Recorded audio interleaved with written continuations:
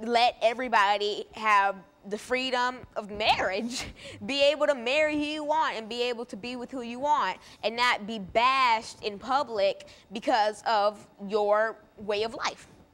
And so I recently saw pictures of the LGBT had a little get-together in New York trying to get the message across that they want equality for lesbian gay rights. And this really made me think, just like, wow, I saw so many signs that said like things like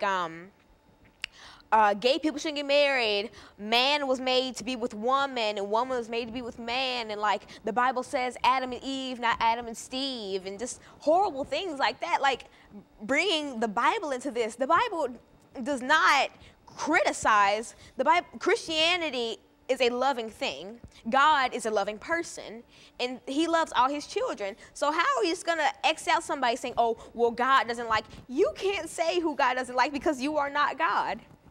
And you know what? You just leave that alone and let people be who they want to be.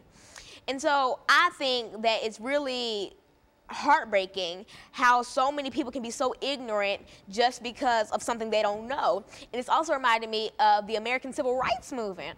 Like, I see so many similarities to the LGBT movement, to the Civil Rights Movement. So many people say black people are supposed to be enslaved and gay people are supposed to be burned. Like, so many people are so quick to say we've overcome that time of ignorance in American history when we haven't. It's coming right back. We had that span.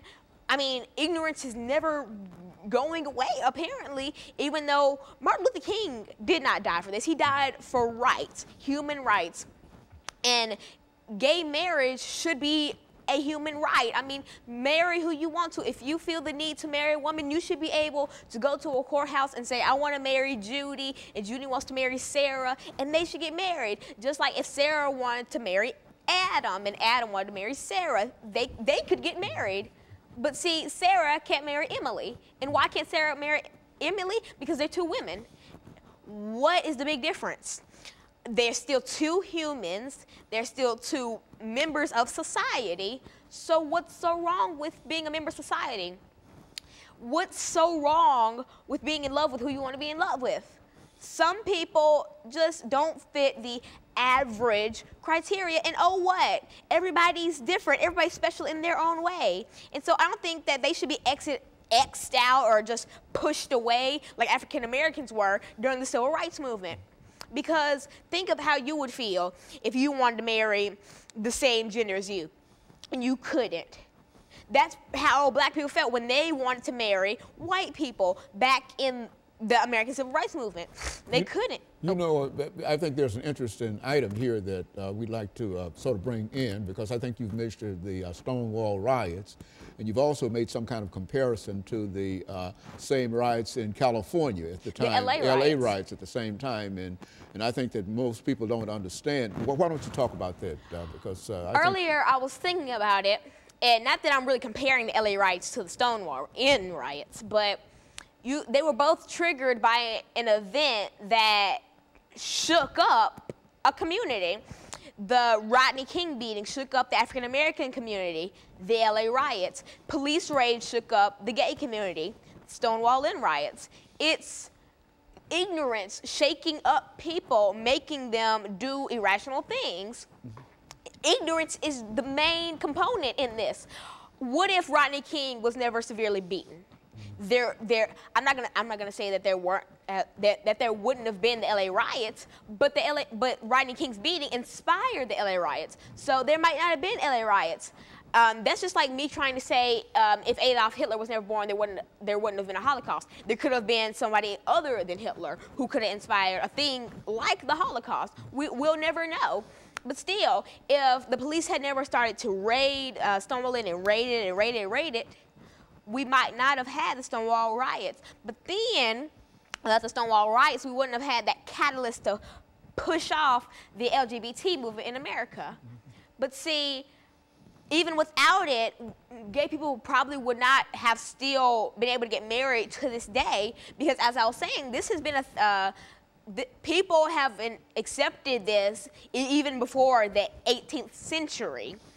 And so you really got to think about it. It's almost like, I mean, you aren't any better than a person because of beliefs. Like, that's like me going down the street and saying, hey, I'm better than you because I'm a Methodist and you're a Catholic. So, I mean, that's your way of life and my way of life. Everybody should be able to express themselves as they wish to express themselves. And the LGBT movement is similar to bullying. I mean, you are scared to be yourself and to come out and be your true self because of how society is going to look at you. I used to be scared to do so-and-so. I'd be scared to speak out in class or have elaborate answers to questions because I'd see my classmates just glare at me and say, wow, she's so-and-so and so-and-so. But then I overcame that. I'm proud of who I am. And I will stand up in class and I will say what I want to and I will have the most elaborate answer you might ever hear. Okay, because I'm true to myself. And Alana, I think, and while you're dealing with all of these elaborate answers that you're giving us now, and we certainly appreciate that. What we're going to do, we're going to take this second commercial break, and then when we come back, I want you to get into other aspects of this movement and the impact that it is having. And we appreciate the information that we're receiving, and we'll be back with our audience following this very, very short commercial break.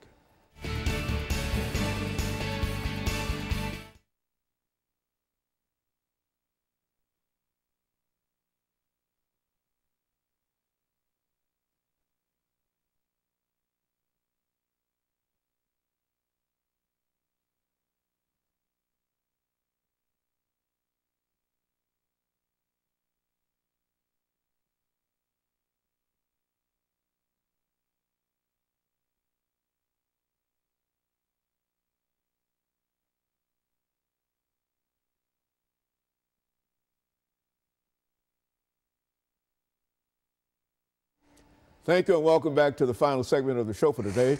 We're talking to Alana McLaughlin, and she's given us some information in reference to the Stonewall riots and some of the things that happened in reference to the LGBT movement in reference to this riot, as well as the so-called LA riots that occurred at approximately the same time. And I think it's your contention that the Stonewall riots were much larger than the Los Angeles riots. Explain that to us. Well, the Stonewall Inn riots, and I don't know if it's for a proven fact, and the LA riots, they did happen at different times and for different reasons.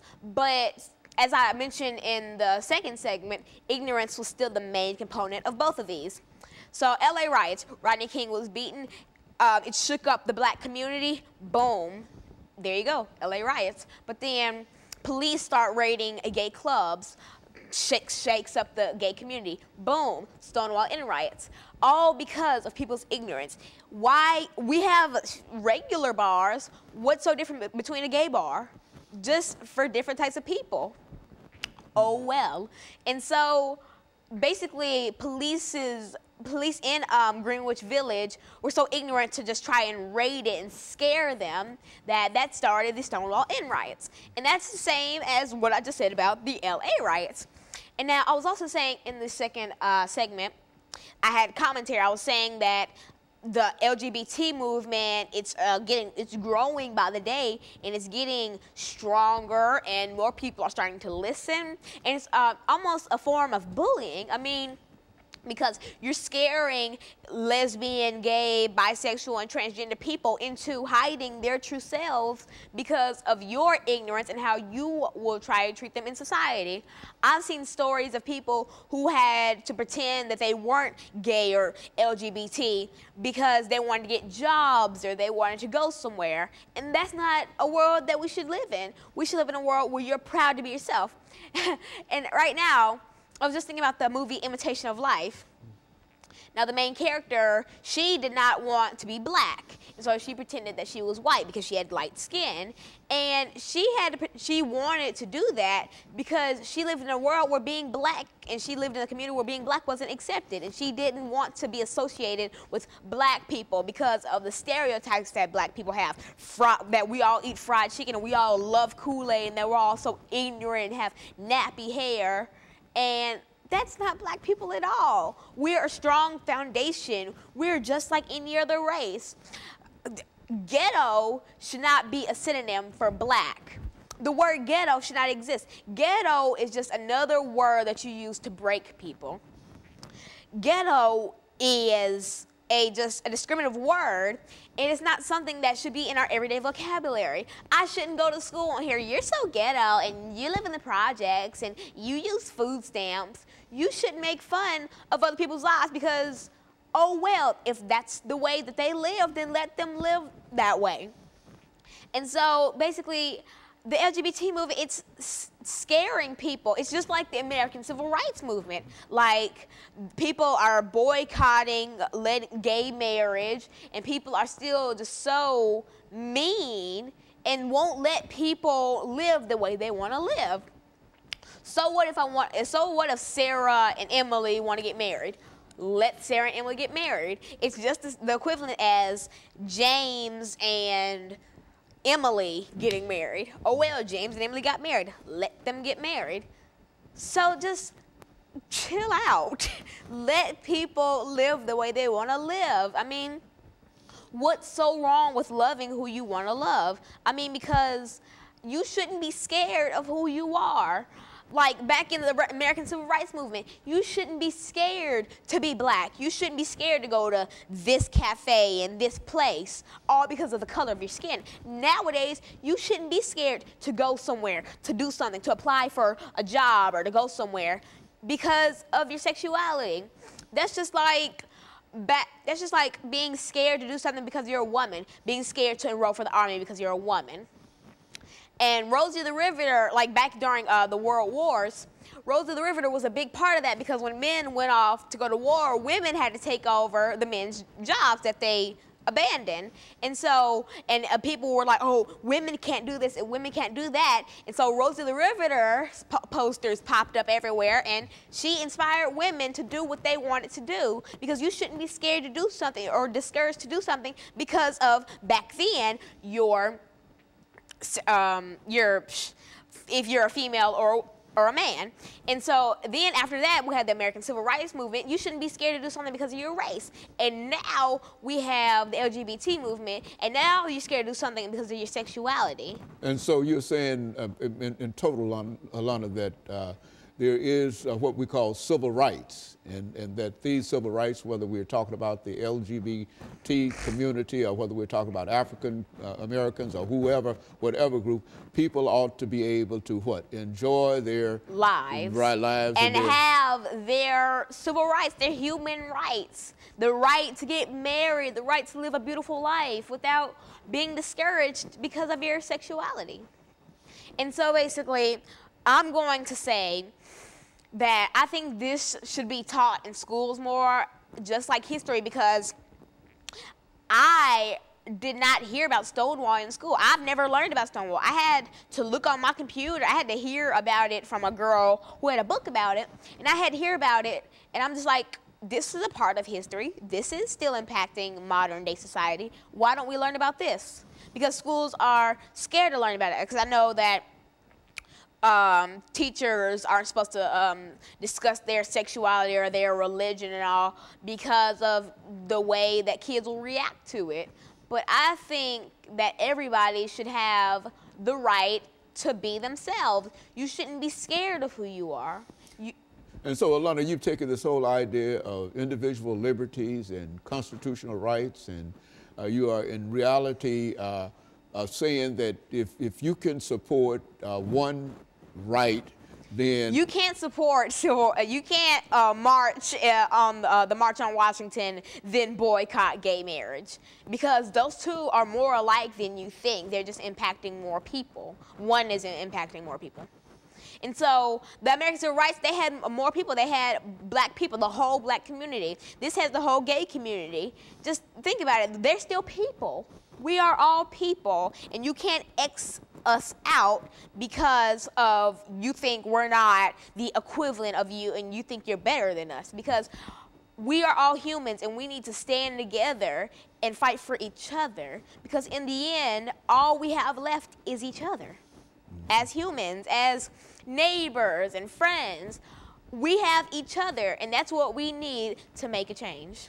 Alana, let me sort of bring this to some conclusion here to tell you that I had my misgivings in reference to bringing this information forward, and especially bringing this information to have you to succumb in a real sense to your desire to talk about this as a topic, you see. But I think nevertheless it did serve as an opportunity to hear not only your expression in reference to this, but to understand that even children your age, because in many instances you're talking about something that many people don't regard as a child's topic, but since and what I think that you're demonstrating is that there is an awareness not only among elderlies and young people, but there's also an awareness among people in your age level and et cetera, even though they seldom express that. And I want to thank you for bringing that information out to us today, because coming from an 11-year-old person, I think it has a different impact than it does coming from anybody else. And so I want you to know that I had many misgivings in reference to this and the impact that it might have and et cetera.